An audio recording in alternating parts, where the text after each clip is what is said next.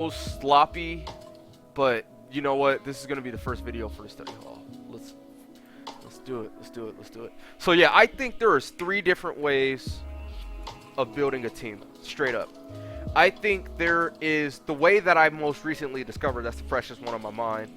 Is you pick your main assist and you put it in your anchor slot. So this slot right here, whatever assist you want to mainly call throughout the game.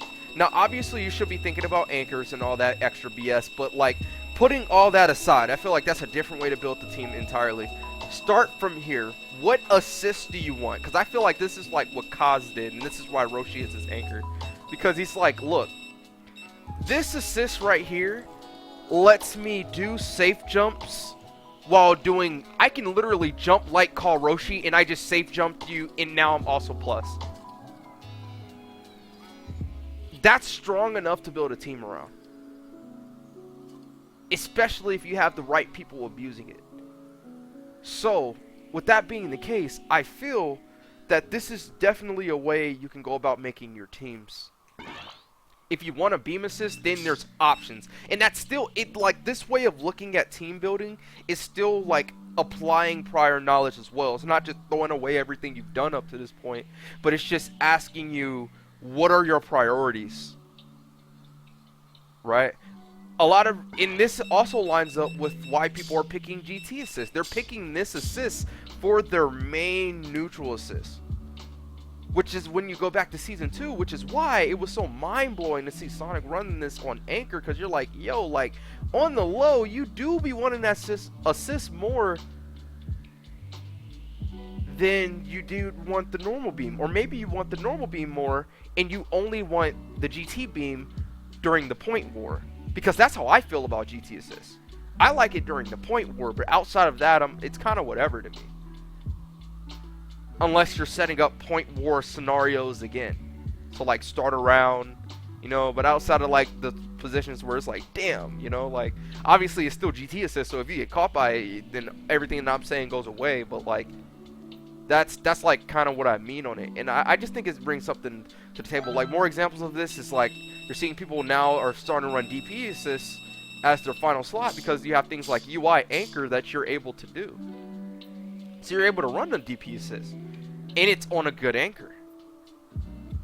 Other ways to build the team are you can either build the team like that, or you can build the team based off of a shell. A popular way to do this is like Broly. I want to play Broly, and I want to play a beam assist, right? So this beam assist could literally be any beam assist. Beam assist doesn't matter at this point. But this also, you also have to apply the rule that we spoke about before about looking at the game through the main assist that you're going to be using, because since you're deciding this is the shell that you're going to be running, now you have to think about what it's going to be. Is this shell going to be the first thing your opponent sees? Is this something that you want for the mid game? Something that's strong for controlling the mid game, maybe even and have late game potential because you have Broly on the team and he's running mid. But at the same time, like how we were saying, you have to build your team starting from your neutral assist. Now you can look at it a little bit different. Let's say what if we want to combine both? I want the Broly shell, but I also want, I don't know, UI as my main neutral assist. But now that team looks hella strong, because you're like, okay, so now I have late game potential because I have Broly on mid, controlling the pace of the game mid game. But I'm also using, from the early game, I have UI assist that's going to be my main neutral assist throughout the game. And even when it starts rotating from the mid into the late game, when you start having your mid rotate with your anchor, that's when you're like, okay, now I have 2 people who I can anchor with. I have Broly and I have UI Goku. Both of these guys can anchor out of their minds. If you look on the EUs, both of these characters are labeled as boss characters and the 2 best characters in the game right now. And there are reasons for this. But this is how all that comes into effect. And now if you're deciding to go, let's say we are going to select this, right? Because we like the late game potential of these 2, while also supporting us in the early game with a defensive assist if we like to play defensively styled. And you also still get a neutral assist, but you also have the option of having a more defensive assist with the C assist, especially now that people are more accepting of running a C assist beam Now let's talk about beam-like assist, because there are beam-like C assists as well that could also offer you other benefits, right? But this is only talking if you're open to the C assist. So we're not even going to bust into that, because I know a lot of you that are going to be watching this, you're not even open to that right now. So let's just stick to the normal. We'll take this one step at a time. There'll be more videos, don't worry. But like now we're looking at what do we want for our point. So how do we want this to run? Are we wanting focusing, or do we want to focus entirely on the mid game, right? Do we want to focus on Broly having the maximum potential in mid? So if you already have like a DP assist with you, let's say you decided to run a beam though. Let's say you decided to run like, I don't know, like if you like beam C assist, then you can go for that as your main assist, and you get base Goku with that and all the benefits of him, so you can have a similar style to what we were talking about before without losing any power off of that. You can go like Super Saiyan Goku, something very similar. This is like Sage Season 2, but now it's Season 3, and the game has changed a little bit. So things like this are seen as strong, right? But UI also offers this to Broly as well, but the beam assist is going to be worse off because of the late game potential that UI provides.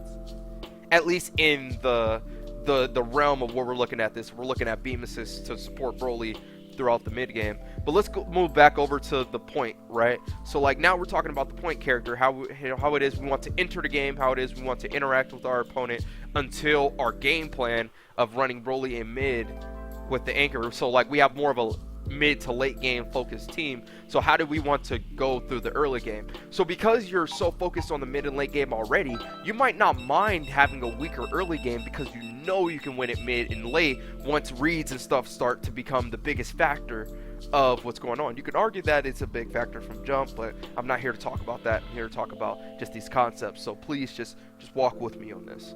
So now we're looking at something like Gotenks, right? Why? Because Gotenks is something my friend of mine, my boy Ray, always says this dude is like a gatekeeper to you, right? So having a gatekeeper type of character might not be a bad idea if you're sitting here focused on a mid and late game. You're trying to win late anyway, so let me just get out what I can. Let me just maximize on the point character as much as I can while he's there and play him out.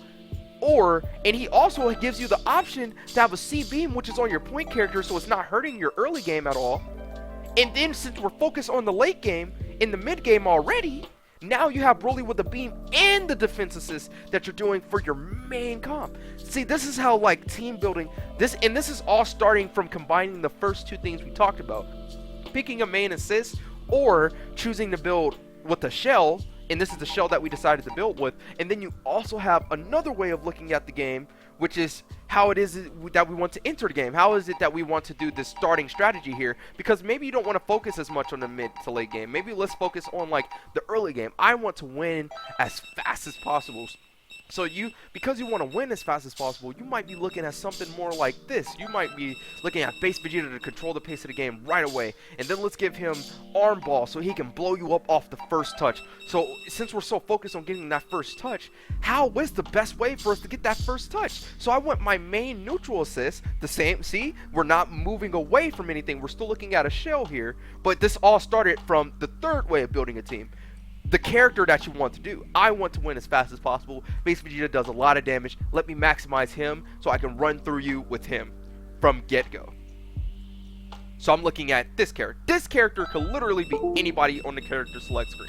You could say, I want to make a Broly team. Well, it might be better to put Broly on mid.